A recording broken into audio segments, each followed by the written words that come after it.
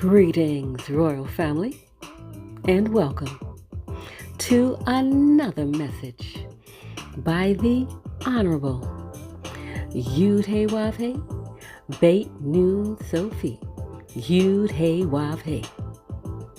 Now, royal family, this message was taught many years ago by the Honorable Yahweh and is being presented to you today by Yahweh's royal priesthood.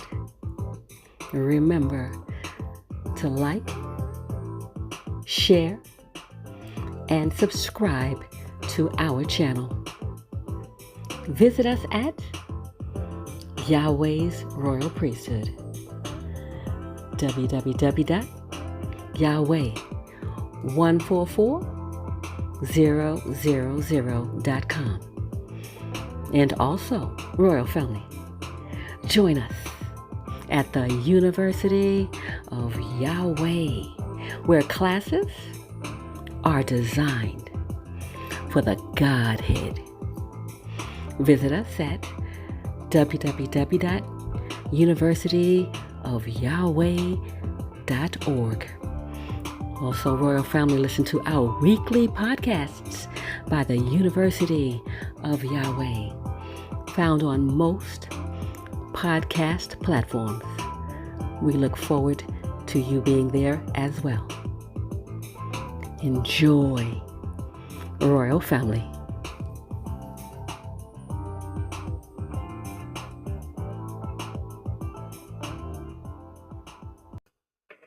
We are blessed as long as we keep our agreement. We have to understand that an agreement with Yahweh carries two parts, and I want to make that clear here. Yahweh is the covenant God. He's our covenant God, and we contracted a bond to conform to the nature of Yahweh, and his nature is within us. We contracted a bond with Yahweh to reflect his image, to emulate his nature, to expound upon Yahweh's nature. We made a contract with Yahweh to sing praises to his name and to his nature. And we have to understand that the nature of Yahweh belongs to us. His very nature is our nature. And what makes that so precious is Yahweh is different from all the other gods of men on earth. Yahweh is flesh and blood. Yahweh walked and talked with Adam in the person as flesh and blood. He had a voice box. He talked. Yahweh walked and talked with Enoch. Yahweh walked and talked with Abraham and was a friend with Abraham. Yahweh had dinner and ate with the children of Israel and provided a theophany. Personal presence, appeared personally to Moses. And in all of these instances, Yahweh appeared in bodily form. In fact, there were three men that appeared to Abraham, and he recognized Yahweh instantly and called him by name as soon as he saw him and ran to serve Yahweh. So Yahweh has always appeared in the form of a man. And since he came in the form of a man, then Israel has always been able to know him, to recognize him on sight. What makes us different as Israel is we recognize Yahweh when he makes his appearance among us. And at this day and time, there's 144,000 of you who will recognize me on sight, or recognize me through my words, or recognize me through pictures, or whatever medium that Yahweh chooses. You will recognize me, recognize my presence, recognize my aura, recognize my spirit, and know that I am in the flesh as the Son. This is what makes you Israel, is when you know who I am. Now, that means you have to understand the fact that I am incarnate. I picked up this body about 55 years ago, and I raised myself into the consciousness of myself. And I am come in the very nature of Yahweh. When you learn my nature, you will learn your nature. I am perfect. I come with a perfect, holy, and righteous nature. That is your inheritance. You have a right to your nature. That's your basic rights. And without those basic rights, then you become imperfect. Matthew 5:48 teaches you to be perfect as your Father in heaven is perfect. And you must study perfect. I pray to Yahweh that you stay up most of the night tonight studying perfection. Study it tomorrow. Study it the rest of your life. Look it up in the synonym finder. Perfection. That is your nature. That's your right. You didn't learn it in school. Therefore, an imperfect people are in charge of the school system. That means Lucifer, Satan, the devil is in charge of the schools. You didn't learn your nature, the nature of God. You didn't learn the nature of Yahweh in church. You didn't learn it in schools. You didn't learn it from your economic teachers, and you didn't learn it from your political teachers, and you don't learn it from society. Therefore, you are open to tricks, deception, and to breaking the laws of man, which can cause you to end up in prison, to fall into the snare of the wicked, and you are just prone for trick, unhappiness, sadness, pain, and sorrow all of your life as long as you don't know your nature. So I am come on the earth to reveal to you your true nature. This is your basic right, and it's like the tree of life. Your nature is Yahweh's nature. Accept it. You can't accept it until you study it and learn what his nature is. His nature, one of the first synonyms is his character. Therefore, Yahweh has a character. His character is your character. Praise Yahweh's holy name. Again, Shalom Aleichem. Also, I'd like to share with you some of Revelation chapter 12, which is the mystery woman in heaven. There appeared a great wonder in heaven, and we know that this woman was clothed with the sun and the moon under her feet, and up on her head a crown of 12 stars, and that symbolizes the Son of Yahweh. I am that great wonder in heaven, the heaven of everybody's mind. I am that woman that is clothed with the sun and the moon under my feet, and upon my head that crown of 12 stars represents the 12 tribes of Israel. And it is a fact that I am with child, and I'm getting bigger as the days go by. The crown upon my head, those 12 stars, are the 12 tribes of Israel. And of course, we, the so-called black people of America, are the tribes of Judah, one of those 12. And I have begun to cry out because I'm travailing in birth, and I'm pained to be delivered. And of course, you can understand my travailing in birth, and you can understand my pain to be delivered. My being here is not a joy, and I wouldn't want anyone to think, because I'm happy and joyful in spirit, that being separated from you is a joy. However, there is a job to be done, and this job can only properly be done when you understand how important it is to have me with you. Our separation is causing you to grow up, to be strong, and to show the love to the world that you are mine. You're fulfilling a scripture which says, "By this shall all men know that you are my disciples, as you show love one to another." And this is exactly what you are doing right now. And in verse 3 of Revelation 12, it says, "There appeared another wonder in heaven, and behold, a great red dragon, having 7 heads and 10 horns, and 7 crowns upon their heads." And of course, this we know is my opponent, my adversaries, with an S. There are many nations who have joined on to this great red dragon, as you have an example of nations joining on to Bush to fight in the Middle East. That's just an example of how nations join on and become crowns and horns to those who are in authority to rule spiritually and wickedly in high places. And then we see that this great red dragon, his tail drew the third part of the stars of heaven. The stars of heaven are the children of Yahweh, the good people of the earth, regardless of their color. I have taught for years, and you who are new must understand that Satan, the devil, uses the skin color game. And the skin color game is used to divide people who are good from each other. It's not about skin color. And as I have taught from the beginning, Lucifer was blacker than a coal. And Lucifer himself is the devil. And his son Cain was black until he had a mark put on him. So the reality is we remain separated as the family of Yahweh so long as we believe in the skin color game, and you have to give it up. You have to give up that type of mindset, because as long as you hold that mindset, then your enemy can play the game of keeping us divided one from another. It's all about morality versus immorality. So when we get down to verse 4, we find that the tail of the dragon drew the stars, the good people, the righteous people, the holy people, down to the earth with them.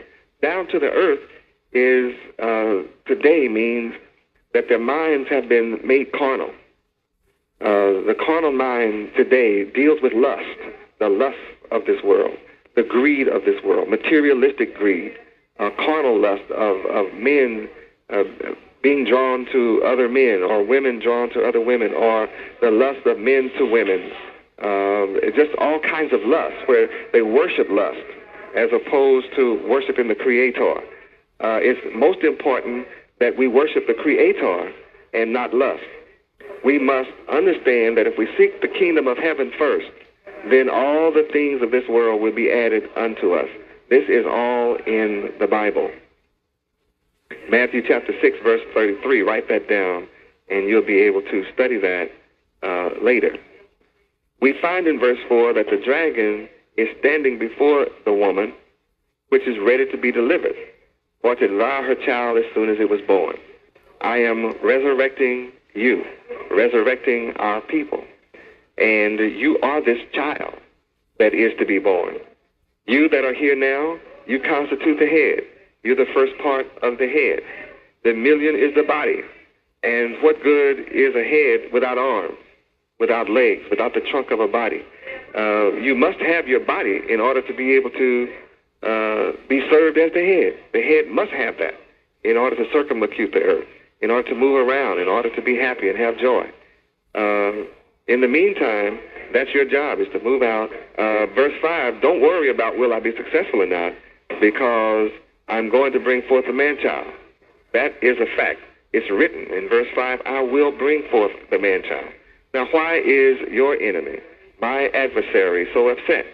It's because that the child, the man-child that I'm bringing forth, is going to rule all nations with a rod of iron. The rod of iron means that there will be no deviation in the law. A rod of iron is very, very hard. It's inflexible. It takes great heat to even cause iron to either melt or to bend or to be shaped into something else. So only the sun can do that. But in the meantime, this child that I'm having is going to rule the earth with a rod of iron, meaning they're never going to break the law again. And that's what you represent now. That's one of the reasons why I'm absent from you this point in the feast and this point in your life, is to bring you clearly into the understanding that you have to grow up to keep the law, whether you see my body physically or not.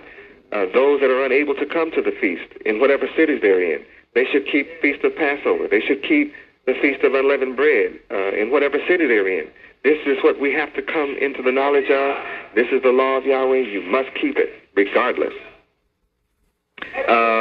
Also, this child is going to be caught up unto Yahweh and to Yahweh's throne. And in verse 6, the woman is going to flee into the wilderness where there's a place already prepared of Yahweh so that you can be nourished and fed and helped. In verse 11, you see that all of you, all of my children, my son, all of you will overcome the dragon by the blood of the Lamb. I'm the Lamb. What does it mean by my blood? Look in your synonym finder. Look in your dictionary. Look in your encyclopedia. Blood means more than that which flows through the body. It's symbolic. The blood deals with my life, the life that I live, the life that I could have lived and have given up to bless you, to save you, to deliver you.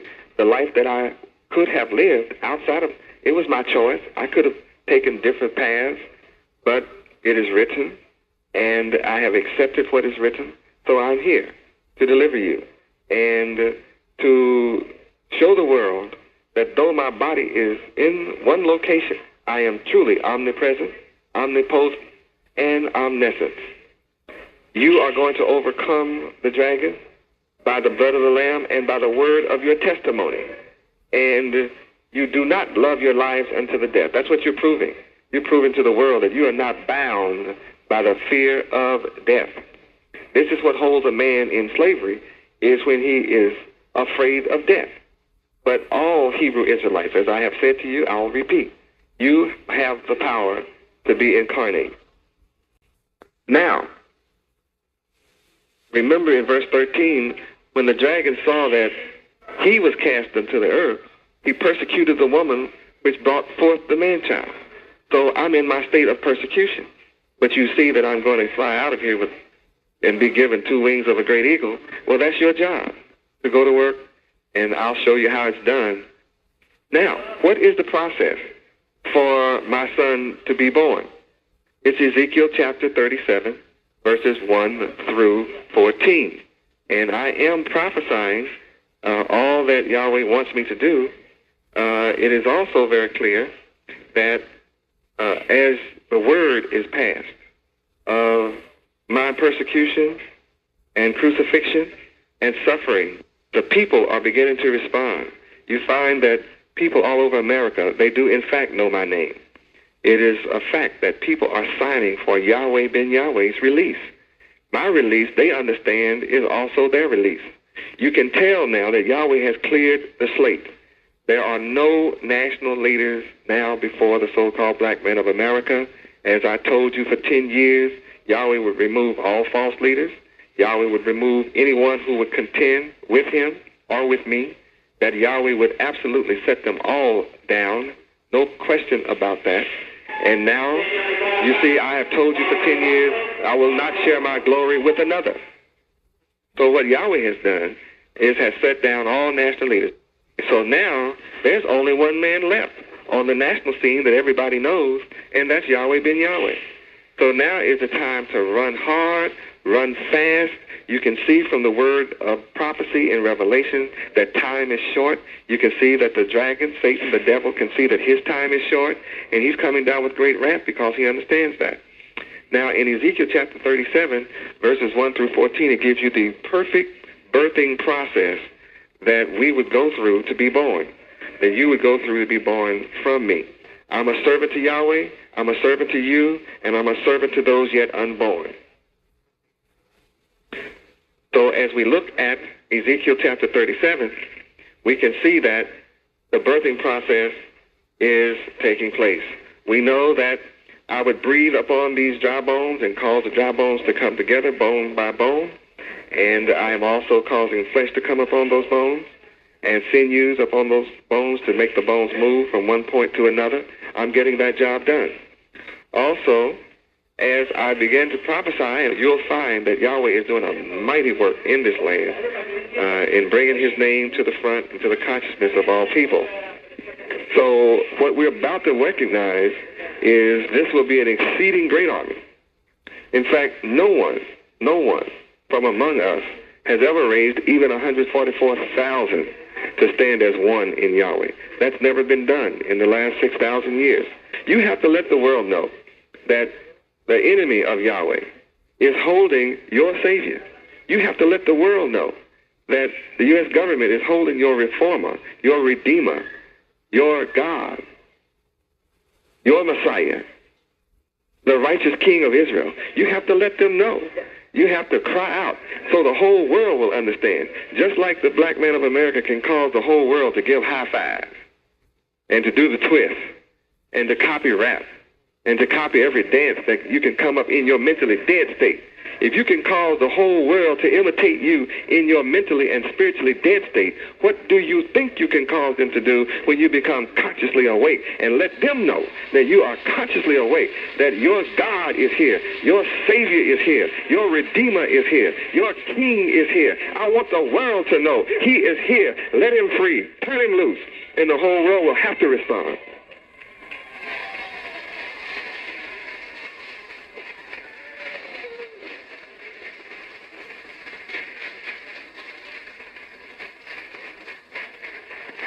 It's time for the whole world to say, the dry bones live. The dry bones have come together. Only God can bring this about. And that's who's in your midst today. I'm bringing that about. Every one of you was a dry bone. How many of you can bear witness that before I came into your life, you were blind? And I've opened your blinded eyes. You were deaf. I've opened your deaf ears. You were dumb, and I have caused your dumb tongue to speak the knowledge of your God, your history, your culture, your language, your name, your land, and your civilization. I am causing this because I am the resurrection. I am the life. I am the light. I'm the one that's causing this to happen. And there is not an accident about this. It's on purpose. I'm doing it consciously. And I want to say to you, I'm so grateful to Yahweh that you can bear witness that you were once crippled, and I've caused you to walk. You can bear witness that you were once dead, and now you are alive, because I'm the life, and I'm the one that gives light to every man that enters into this earth. I have established the kingdom of heaven. It's microcosmic, but it's established. I'm establishing the kingdom of Yahweh. It's microcosmic, but it's established. I have set up government de jure. Every single kingdom on this planet Earth is government de facto. And I'm raising you to consume every kingdom on the planet Earth with government de jure. And I want to congratulate you. You have not built a golden calf. In the day of Moses, he was only gone 40 days.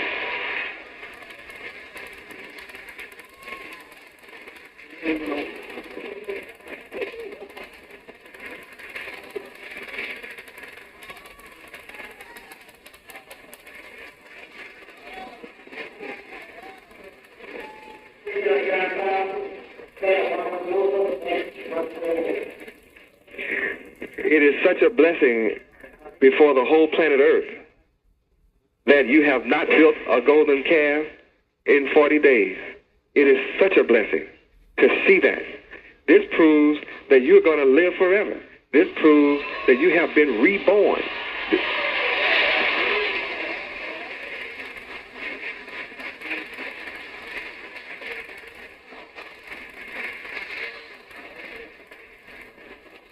So I can declare that you are alive forevermore, that my spirit actually lives within you.